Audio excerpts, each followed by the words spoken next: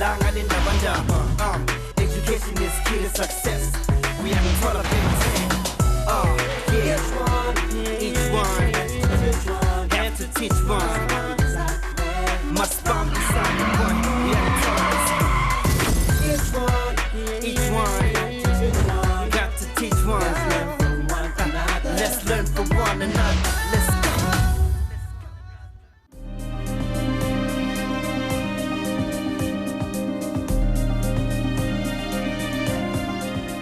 Boimana bo ka tlase dilemong e ntse e phakisa e ba taba e kgathatsang tjhabeng sa rona sa Afrika Borwa.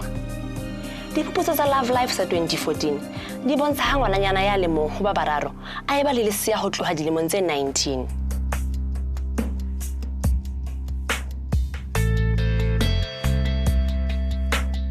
Ditlamorao tsa sena bophelong ba leseya le mme hangata ha ebe tse ntle. Bongata ba bananyana ba naha ba sa kgutlela sekolong, mme sena se kgutsufatsa menyetla ya bona ya bokamoso bo kganyang jwalo ka batswadi.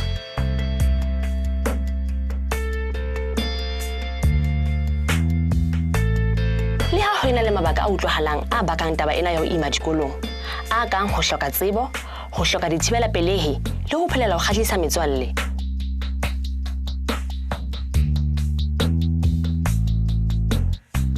Bohle re a tseba hore ho thata ho batswadi ho amohela hore moradi wa bona e se e le mme le ha e ntse e le ngwana ka boyena.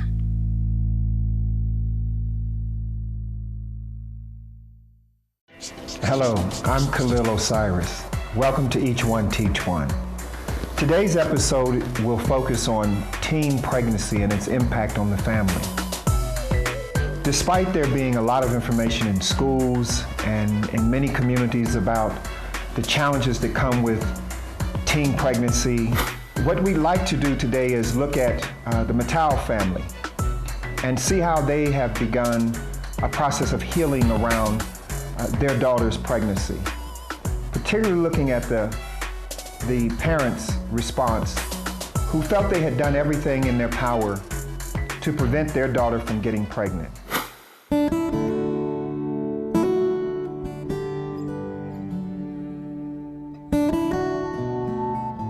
Hi, Samantha, how are you? I'm fine, and you? Good. So you know we're here today to talk about your pregnancy. Yeah. Did you ever imagine that you would end up pregnant as a teenager? No, not really. I've always had that fantasy that I'm gonna have kids when I'm 30 and married and successful. Yeah. Yes. What happened? What is it that took you off course from your dream, from your fantasy for yourself? I don't know, hey. I don't know. I guess life just knocked me down. Yeah. Don't know. I really don't know. It all happened too fast. I understand you were an athlete, you were playing soccer, and things were going okay for you. How did you feel when you first realized that you were pregnant? Disappointment. I was ashamed of myself. Didn't know what I was going to say to my family. Once you told your mother and your father, and you realized that they were going to accept you, how did you feel? She found out, she saw for herself, I guess, because she asked me. And then I didn't know what to say. I was just speechless. I couldn't even argue. I couldn't even say no, because I know it was the truth. How did you feel about going to school and being pregnant? It was pretty normal, because I thought nobody saw, like nobody noticed, because I continued to play soccer. Okay. Yes. Continued to play soccer. Not even my coach noticed. Yeah, until my tummy was big enough now for people to notice. Have you talked with any of your other friends, your girlfriends, or any of them about the experience? Yes, they know. I told them. They're the first people to know. I told them, and then they supported me, and then they pushed me to come to school because I was feeling so miserable. Yeah. Yes. So they pushed me to come to school, and I came. Yeah. They didn't judge me. I didn't feel left out in any kind of way. If they left me out, I'd be miserable. I wouldn't want to come to school anymore. I wouldn't want to face people, because I'm a very loud person. So people would notice if if I'm sad or unhappy. Samantha, how did you meet this young boy? What were you guys friends athletically or in school? What happened? How did you meet and come to have a relationship with him? We met at school. He was friends with my other friend. So that's when we got to know his friends and got together. And then, yeah, stuff happened. Yes. And was he actually your boyfriend? You really liked him that much? Yeah, I guess at that time, yeah. But now... You don't think it was worth it? Is there anything that happened or anything that... Was it just... You were confused? What was it? What? Don't know. It was spur of the moment thing. Yes. I don't know what happened. It was just a decision I made there now. Right on the spot. Yeah. Yeah. Well, we've just heard that in the case of Samantha, she made an impulsive decision. It wasn't her intent to get pregnant, and she certainly didn't plan to have sex. This is very, very typical of young people. And as parents, we must expect that our children are going to do things impulsively. The question is, what do we do about it? How is it that we can begin a process of helping our children make better choices? It starts with open communication. Regardless of how difficult it may be for you as a parent, we must begin a conversation with our children around the issues that are important to us and important for them to better understand. Teenage pregnancy, while it may be an accident in the case of Samantha, it's a conversation that we have to have before our children get to that point if we expect to prevent it. Ka mora khefutso, batswadi ba Samantha ba re bolella ka leeto leo ba le nkileng ho amohela maitshwaro a hae mmoho le boimana bona. Lena ke leeto le thata leo setjhaba sa each one teach one le tobaneng le sona. Let's learn from one another. Let's go. Let's learn from one another. Let's go.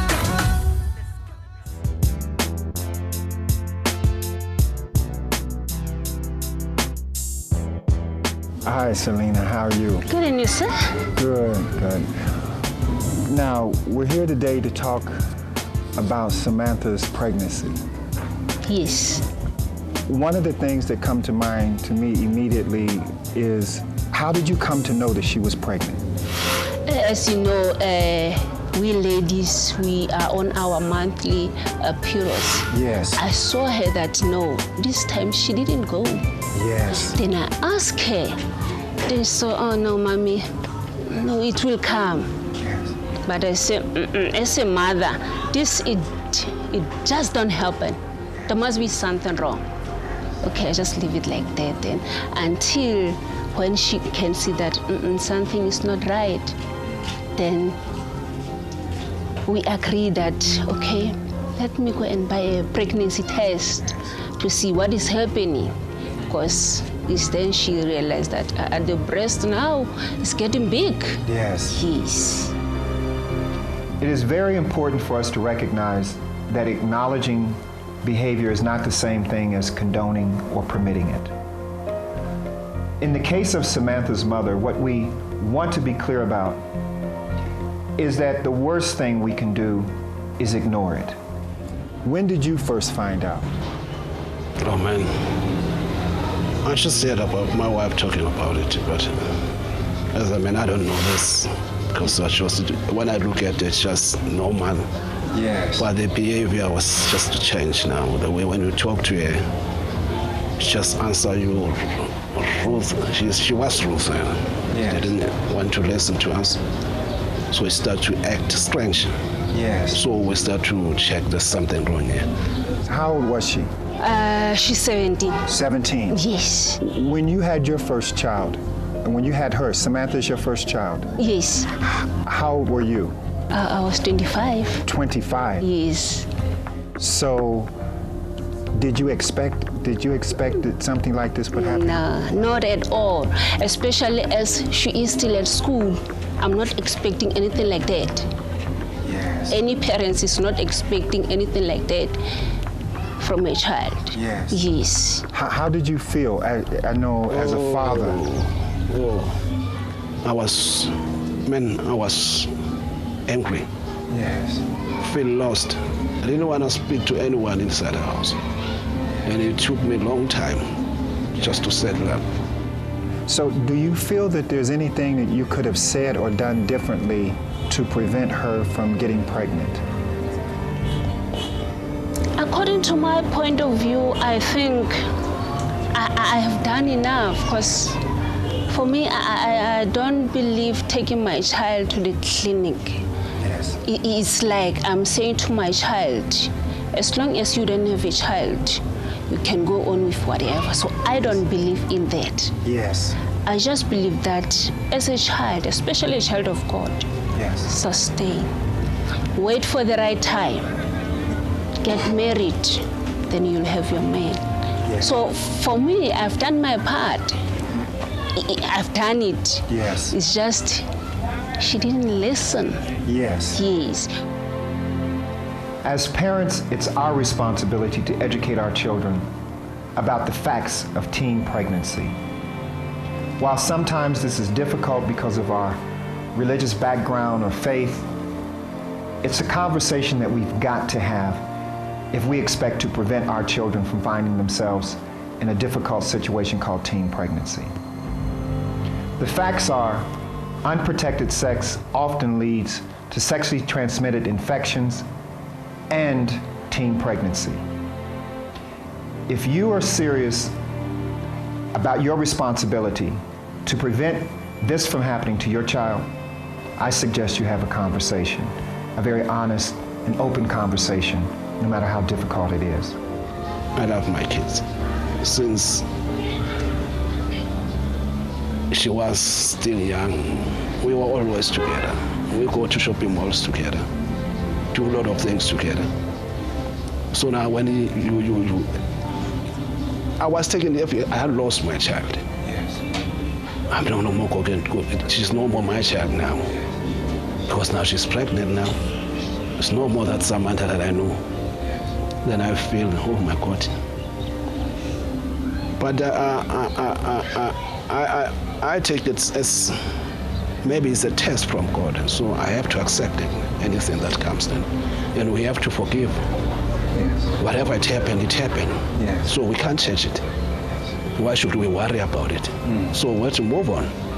Did you know the boy who got her pregnant? Had he visited the house, or had you seen him before? No.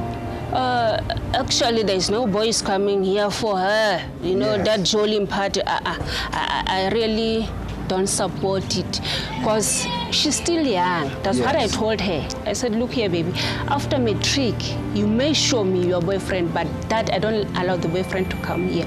So by then, I didn't know the boyfriend. I Yes. have to ask her. Then she told me about the boyfriend. Yes. So when was the first time you had a chance to meet her boyfriend? We did go to the family, actually. Yes. It's, you know, when the child is pregnant, you have to go and introduce the child, the pregnancy. Yes. Then we did go there, and I saw the boyfriend, and we met with the parents. We discussed about this pregnancy. Thank you so much for that insight, Selena. I'm sure that there are a lot of parents who are in the same situation as you, who will be able to draw on the wisdom of how positive you were in responding and how it has helped for her to accept responsibility for her decision and to now start making better choices. It is important that we not talk with our children from a place of fear or anger. The consequence of that is oftentimes that they shut down and there's no real open and honest communication that happens between us. If it's your intent to find out how best to help your child, open communication is the only way. Ka morago futso, lelapa la Matau le Professor Khalil ba shebana le tsela e boima ya ho amohela le ka moo e ka tlisang ditholwana tse ntle ka teng. Sena ke thuto ho rona bohle. Let's learn from one another. Let's go. Let's learn from one another. Let's go. If my girlfriend came home pregnant, my parents would kick my butt. The first thing they do is put me out. That's definitely what they do. I think relatively my parents could be very disappointed in terms of practically not taking care of myself in terms of having protected sex. They'll be actually disappointed, so it will be kind of sad for them because I've disappointed the family, my future and everything. Though they would accept, but they'll be really disappointed, you know. I don't think I'd even think about going home pregnant. It's my parents who would kill me. They're not really for the sex before marriage thing, so... First thing first, knowing my parents, they'd be partly disappointed. On a positive side, you don't know what life has for you. So like, if I were to die, at least they'd have a picture of me. The Matau family is dealing with the unplanned pregnancy of Samantha. Communication's been difficult. But finally, after a very, very challenging journey, they're coming to a place of acceptance. We can all benefit from understanding what this process has been for them and how acceptance is now becoming meaningful and the way forward.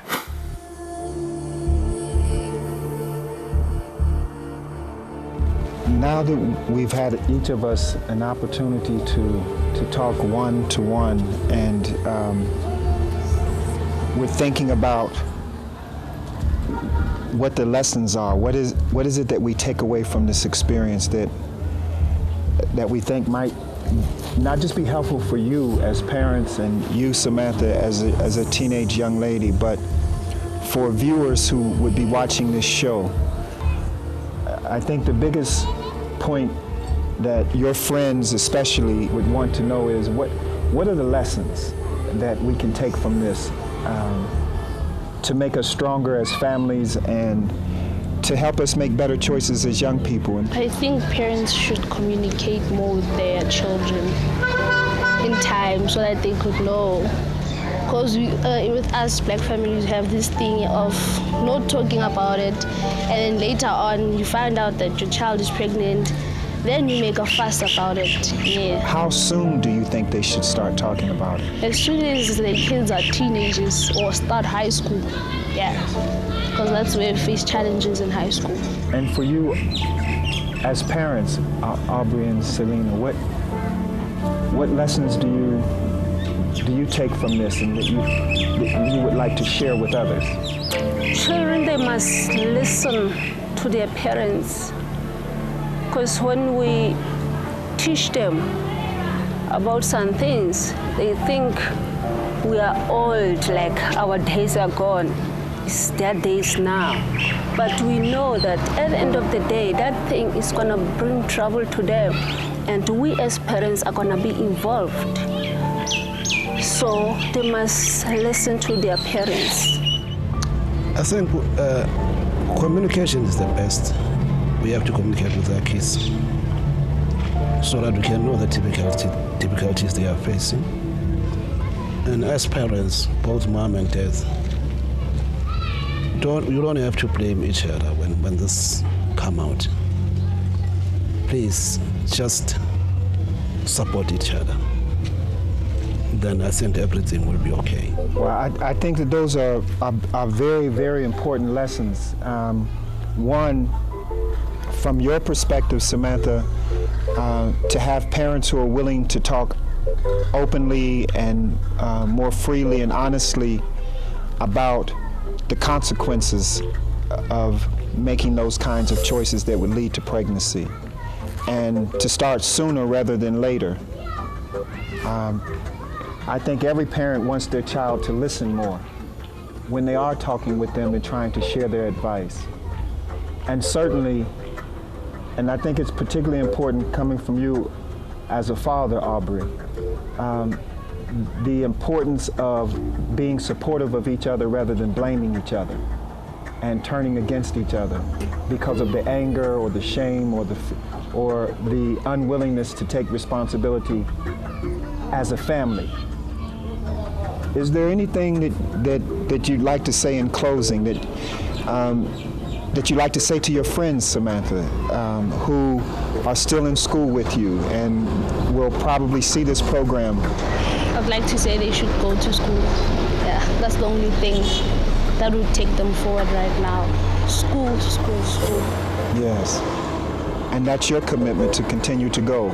You're not going to let this pregnancy stop you from going to school and fulfilling your dream? No, I won't. Wonderful. So on a closing note, do we know if the baby's a boy or a girl? We don't know. Do you have a name in mind? Mine, I've just said blessing, because it's a blessing from God. Yes. Yeah. Does that sound good for you? Blessing. So we've seen how a situation that started out really difficult has brought the family closer together. He's much more better. Yes. Well, Aubrey and Selena and Samantha, we with Each One Teach One would just like to leave you with a gift. It's a solar candle.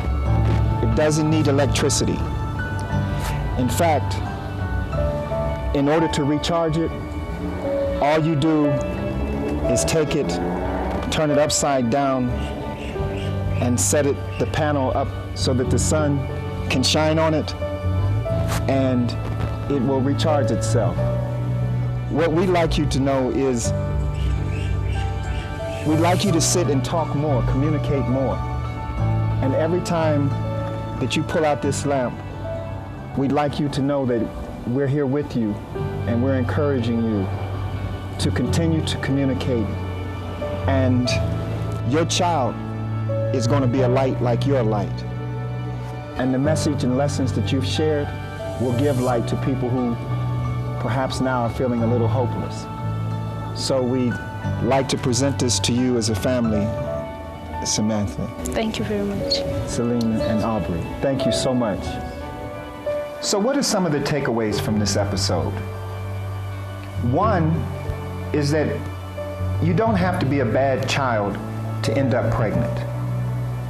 Two, you don't have to be a bad parent to end up with a child who acts on a case of impulsivity and ends up making a bad choice and finds herself pregnant.